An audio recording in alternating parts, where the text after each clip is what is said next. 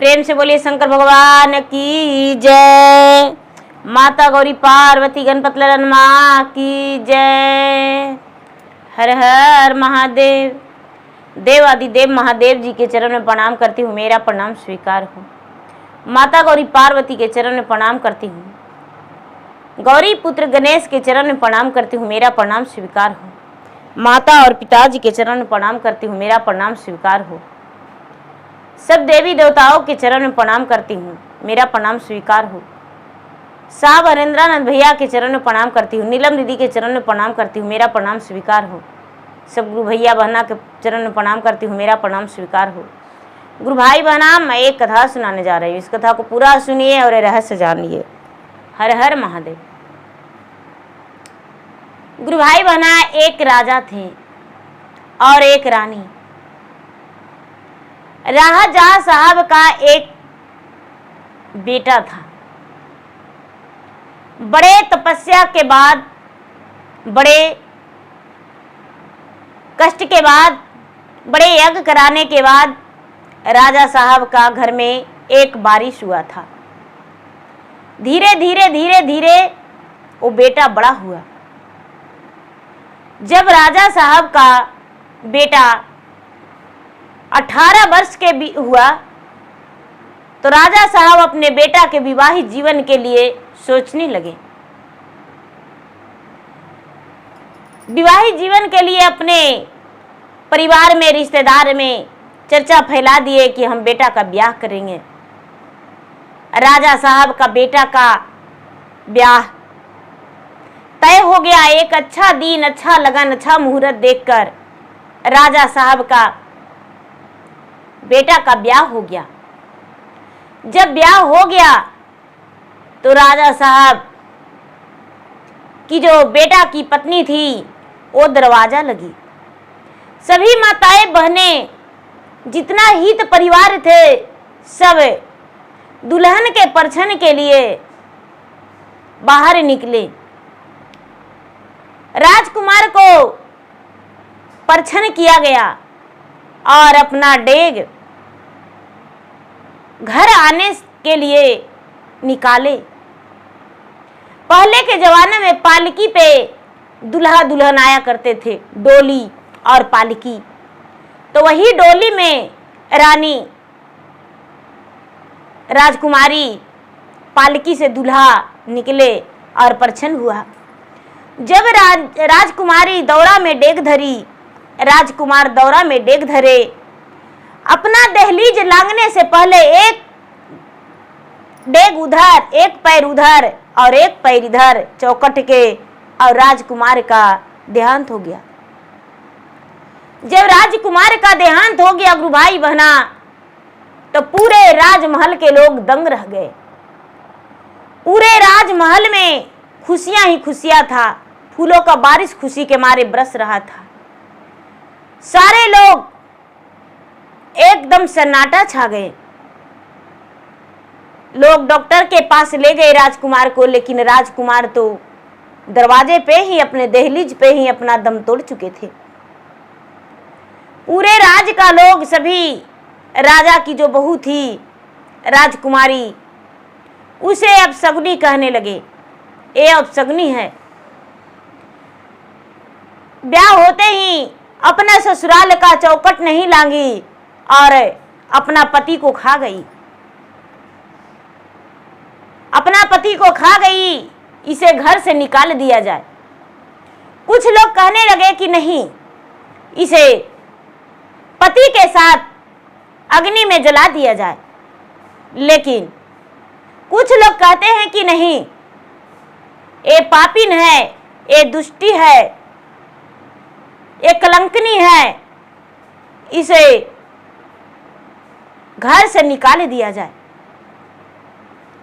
अब क्या होता है, राजकुमारी को, महलों की राजरानी को पूरे पंचायत में बैठा के और पूरा बाल को मुंडन करके और घर से निकाल दिया गया एक सफेद वस्त्र में।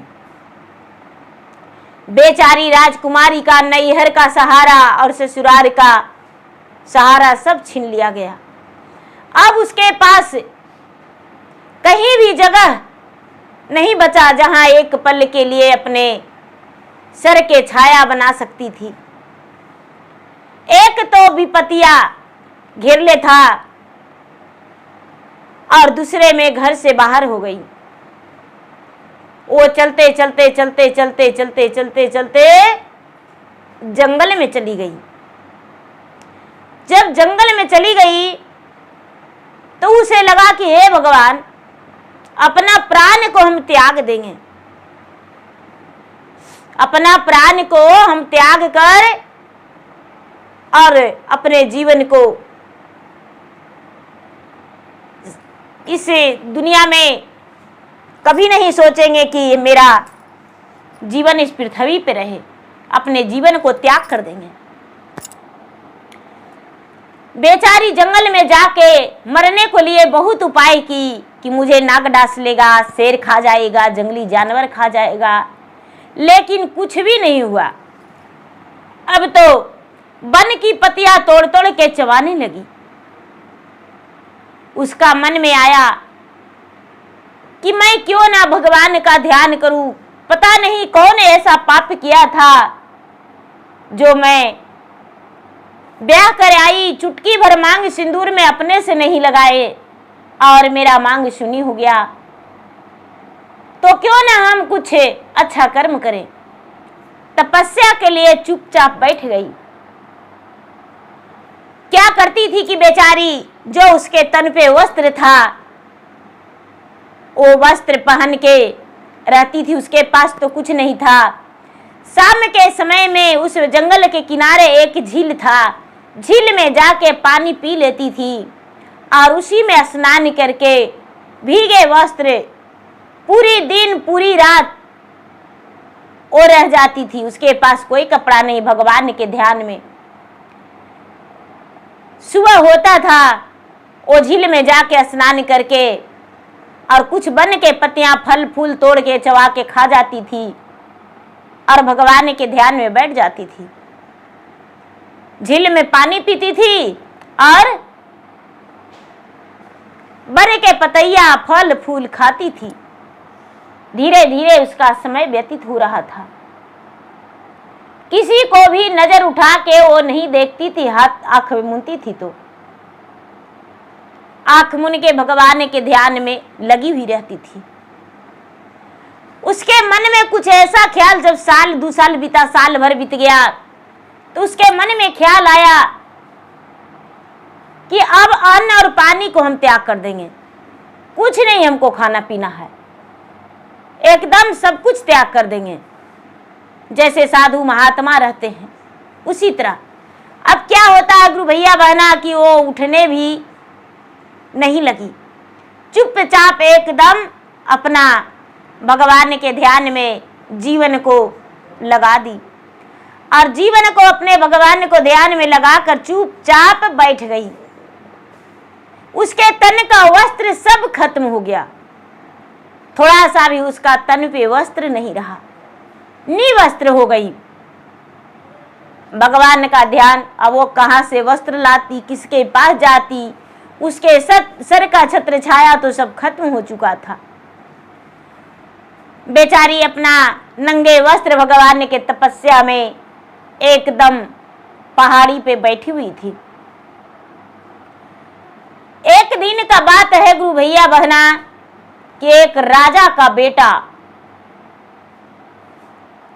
अपने घोड़े सवार होकर जंगल में घूम रहे थे और जंगल में घूमते घूमते घूमते घूमते पहाड़ी का ओर नजर किए तो देखते हैं कि एक पहाड़ी पे कौन ऐसा तपस्वी है जो इतना तपस्या में है। अब राजकुमार रोज जाने लगे, लेकिन रोज वहीं देखने लगे। एक दिन धीरे धीरे धीरे धीरे नंगे पांव पहाड़ी पे चढ़ गए। राजा का बेटा का पांव से पूरा रक्त बहने लगा। पहाड़ी पर जाके देखते हैं तो देखते हैं कि एक सुंदर नारी है। कितना सुंदर स्वरूप है, ना तो इसको धूप लगता है, ना तो बारिश में इसे बारिश लगता है, ना तो ठंड में ठंड लगता है। ये किस चीज का तपस्या में है। राजकुमारी चुपचाप तपस्या में लगी हुई थी। राजकुमार जाके उसके आगे थपड़ी बजाया। राजकुमारी नहीं हिली नहीं डोली। राजकुमार उसे के सामने कुछ गाना गाया, लेकिन राजकुमार हिली नहीं डोली। राजकुमार उससे बातें करने लगा, लेकिन राजकुमारी नहीं हिली नहीं डोली।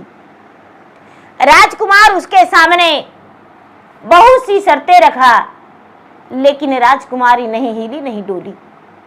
राजकुमार सोचता है कि भाई ये कौन सा प्रण लेकर नंगे वस्त्र में है। राजकुमार अपने पगड़ी उतार के और उसके बदन में लपेट के और कहते हैं कि देखिए, पर स्त्री को तो ऐसे लोग कहते हैं, पूर्वज लोग, की नजर उठा के नहीं देखना चाहिए। आप कौन हैं, कहां से आए हैं, ये हाल में आप क्यों हैं, कैसे हैं, मुझे नहीं पता, लेकिन हम आपसे ब्याह करेंगे। राजकुमारी बहुत करने पर आंखें खोली और कहती है कि हम लेकिन आपसे ब्याह नहीं कर सकते हैं, हम एक वन की वनवासी हैं। राजकुमारी को बात सुनकर राजकुमार बोला कि यदि आप शादी नहीं करेंगे तो आपके नाम से हम अपने प्राण को त्याग कर देंगे। राजकुमार बहुत बड़ घराने के था। हम अपना प्राण निछावर कर देंगे, त्याग कर देंगे, जो आपका पाप लगेगा, आप कलंकनी कहलाएंगे। राजकुमारी सोचती है कि हे भगवान, ये तो मैं पहले बन चुकी हूं कलंकनी, और ये भी मेरे नाम से यदि प्राण को त्याग देगा तो बड़ा आश्चर्य होगा। नहीं, हम इतना बड़ा कलंक के साथ नहीं जीवित रह सकते हैं, फिर मेरा ये सन्यासी जीवन कोई मतलब नहीं। ए गुरु भैया, ए गुरु बहना, बेचारी बोली कि तो ठीक है, आप यदि मुझसे ब्याह करना चाहते हैं तो आपकी दुल्हन बनने के लिए हम तैयार हैं, लेकिन भाई जब आपके घर दुल्हन बनेंगे तो मेरा नाम गंगा है, और गंगा जो है धारा बहता है,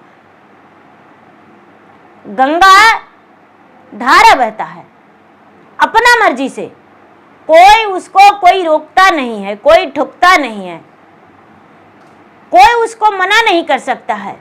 हम अपना मर्जी से जिंदगी जिएंगे। क्या आप मेरा वचन को स्वीकार करते हैं? राजकुमार बोले, हाँ, हम आपका वचन का स्वीकार करते हैं। आप जैसे भी जिंदगी जिएंगे मैं आपको मना नहीं करूंगा। गंगा को बात सुनकर राजकुमार प्रसन्न हो गए और उनका वचन को स्वीकार किए। अब क्या होता है कि राजकुमार तुरंत घोड़े सवार होकर बाजार की ओर गए। बाजार से जाकर साड़ियां ले आए और राजकुमारी गंगा को पहनने को लिए दे दिए। राजकुमारी गंगा जंगल में पहन के और अपने घोड़े पर बैठा के राजकुमार घर ले गया। उसे शादी भी तो नहीं हो था। अपने माँ से ले जाकर बोला, माँ, हम ये लड़की से शादी करना चाहते हैं। राजकुमार के माता पूछी, बेटा ये कौन है? माँ, इसके पता हम नहीं जानते। ये जंगल में एक सन्यासी जीवन जी रही थी, इनका तन पे वस्त्र नहीं था, जंगल में तपस्या कर रही थी, मुझे ना पता ये कहाँ से आई है, कौन है, किस हाल में, कैसे तपस्या कर रही थी। राजकुमार की माता जानने का कोशिश नहीं की और शादी से गंगा को अपने बेटा से ब्याह कर दिए। धीरे धीरे समय बीता, गंगा गर्भवती हो गई। जब गंगा गर्भवती हो गई दीदी, तो 9वां महीना के बाद गंगा का उदर से एक सुंदर पुत्र जन्म लिया। जब एक सुंदर पुत्र जन्म लिया तो राजकुमार बड़े प्रसन्न हो गए। अरे, मेरा पुत्र हो गया और मैं पिता बन गई। लेकिन गंगा क्या करती है कि उस पुत्र को लेकर और गोद में और ले जाके नदी में दहा देती है, गंगा में। जीते गंगा में अपने पुत्र को जाके दहा दिया और पुत्र का प्राण जो है चला गया, बच्चा मर गया। राजा साहब जो गंगा के पति थे वो कुछ नहीं बोले, चुपचाप देखते रह गए, क्योंकि गंगा पहले वचन ली चुकी थी कि मैं अपना मर्जी से जिंदगी जीना चाहती हूँ। जिस दिन आपने मेरा मनमानी को रोक दिया उसी दिन मैं आपको छोड़कर और प्राण त्याग दूंगी। एक भाई बहना, राजा कुछ नहीं बोले। धीरे धीरे समय बीतने लगा। गंगा फिर से गर्भवती हो गई, फिर से एक पुत्र को जन्म दी और पुत्र को जन्म दी। राजकुमार फिर से राजा साहब सोचते हैं कि मैं तो पिता बन गया, इससे मेरा कुल का नाम चलेगा, मेरा निशानियां रहेगा। लेकिन ऐसा कुछ नहीं हुआ। फिर से गंगा ले जाके गंगा में परवाह कर दी, बच्चा मर गया। धीरे धीरे धीरे धीरे 7 बच्चा को गंगा ले जाके गंगा में परवाह कर दी। बहता हुआ धारा में डुबो देती थी बच्चा को, बच्चा मर जाता था। राजकुमार को जब राजा को 7वां बच्चा के गंगा डुबो दी पानी में, तो पूरा शरीर रोम रोम झकझोर दिया। अरे मैं विवाह किस लिए किया हूं? मैं तो विवाह किया हूं अपने सुख के लिए। राजकुमार का नाम शांतनु था। शांतनु जो था वो तो बड़ा दुखी रहने लगा। धीरे धीरे धीरे धीरे गंगा 8वां बार गर्भवती रह गई। जब 8वां बार गर्भवती रह गई तो शांतनु का मन में चल रहा था कि हम इस बार बच्चा को नहीं मारने देंगे। जब जन्म लिया गंगा के उदर से 8वां पुत्र, फिर से गंगा गोद में लेकर और बच्चा को डुबोने चली गंगा में, तो शांतनु बोला, अरे गंगा ये क्या करने जा रही हो? अरे पागल, ये मेरा पुत्र है, मैं इससे अपने कुल का नाम निशानियां चलाऊंगा, ये मेरे कुल का नाम का रोशन करेगा, ये मेरे महल का दीपक है। जैसे उगता हुआ सूरज लाली लेकर उगता है, लेकिन थोड़ी देर में पूरा संसार में फैल जाता है उसका चमक इंजोला, उसी तरह एक पिता का पुत्र होता है, उसका निशानियां पूरे संसार में फैलता है। अरे तुम्हारा नाम के तो कोई नहीं जानेंगे, लेकिन मेरा नाम सुना पड़ जाएगा, इसलिए मेरा बच्चा को मत दहाओ गंगा में, हम तुम्हारे सामने हाथ जोड़ते हैं।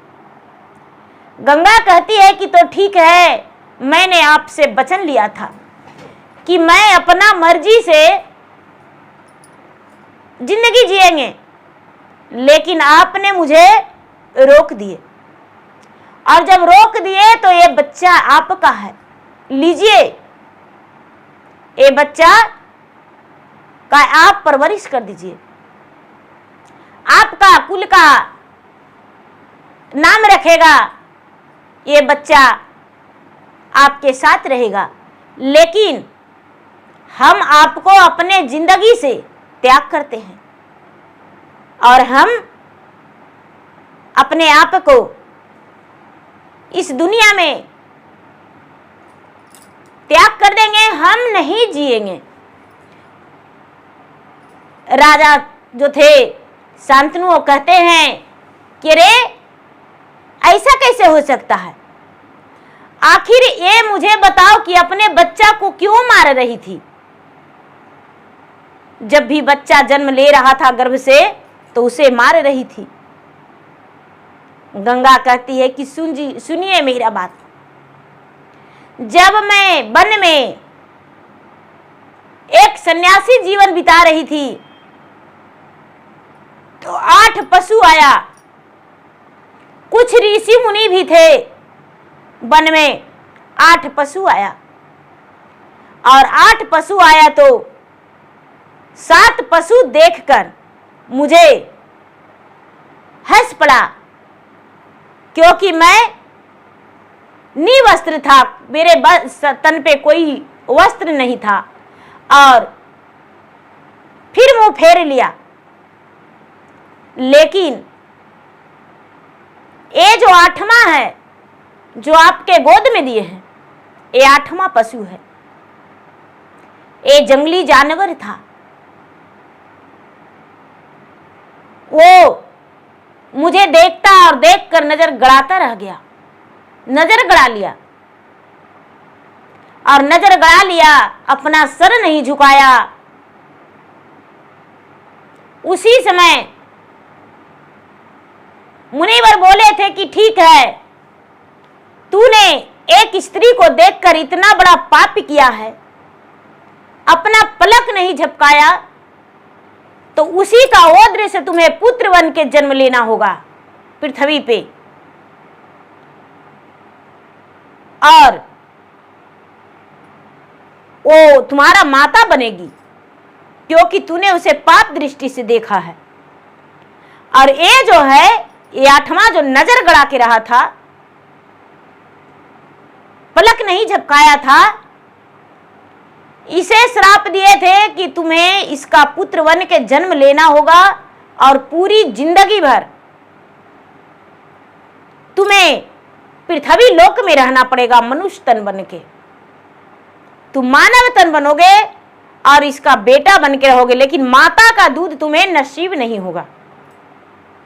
माता तुम्हें दूध नहीं पिलाएगी, ओद्र से जन्म तो जरूर देगी, लेकिन तुम बिना माता के जिंदगी जियोगे अपने पिता के साथ।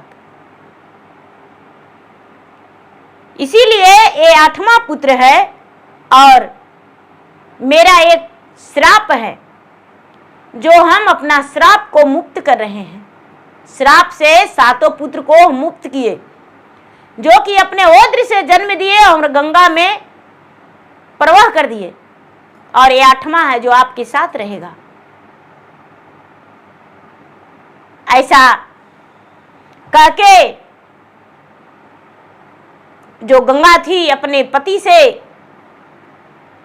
और अपना पति के गोद में पुत्र को दे दी और अपने पति को पूरा नमन करके वो अपनी पूरी कहानी सुनाई कि मैं आपसे विवाह इसलिए करना चाहा था कि आप जीवन त्याग करने के लिए बोले थे। मैं तो सोचा था कि कभी ब्याह ही नहीं करेंगे, क्योंकि मैं एक कलंकित बन चुका था। मैं एक विधवा थी। अपनी सारी सच्चाई गंगा बता के और भगवान से कहती है कि हे भगवान, मैं अभी इस दुनिया से त्याग करना चाहता हूं अपना जीवन को। मैं जहां से आई हूं वहीं जाना चाहती हूं। एक गुरु भाई बहना गंगा के पुकार सुन के और जलथल पानी वहां पे अचानक सागर बन गया। सागर बन गया और गंगा अपना कदम बढ़ाते हुए सागर में जाके अपना प्राण के त्याग कर दी, डुबो दी अपने जीवन को, और गंगा धारा में बह गई। देखिए, रात की नारी, रात में नारी और